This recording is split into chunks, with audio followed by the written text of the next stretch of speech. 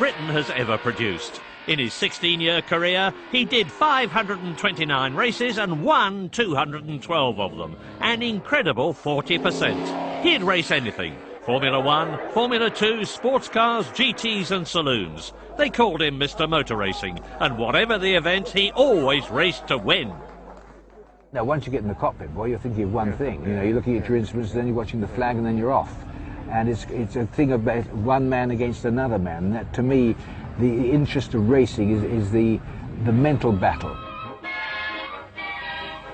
Brands Hatch really comes into its own on bank holidays. Well, even if the girls don't like motor racing, give them something to eat. It keeps them quiet.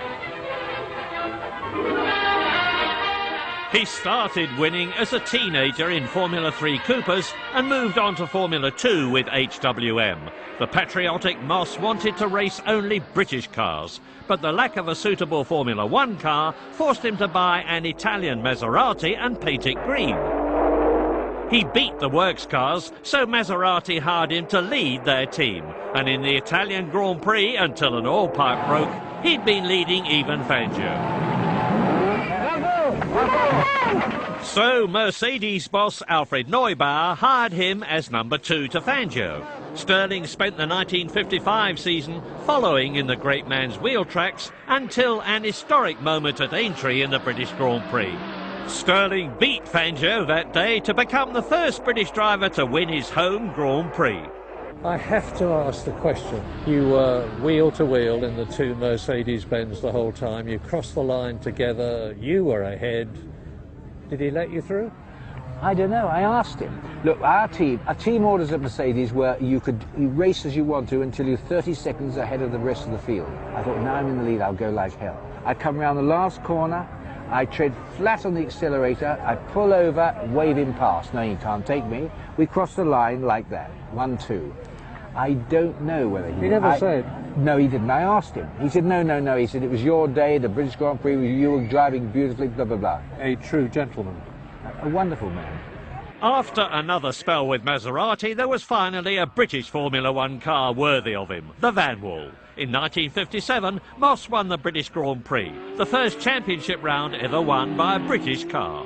The Van Wall was quite a difficult car to drive. It was fast and I had a go, and we managed to do it, and it was a big day for us. I'm very pro-English. For it to be an English car, Vanderbilt, of course, was thrilled, as you can imagine. It was a pretty emotive time. In 1958, Stirling won 4 Grand Prix, but 3 times the Van Wall broke when he was leading. Mike Hawthorne won only 1 round, but even so, Moss missed the title by 1 point. You insisted on driving British. Have you ever regretted that? Because you might have done even better. Oh, I think I would have done it. But no. I mean, I'm British. I love England. It's the centre of the world. Green was the colour I wanted to race with, and England was the country I was representing. I have no regrets at all. When I lost the title to Mike the first time, I was very, very disappointed. I thought, well, because I felt I could beat him. Second time I was disappointed.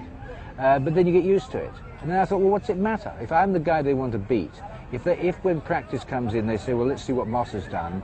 If that's the thing that mattered, then that made the thing for me.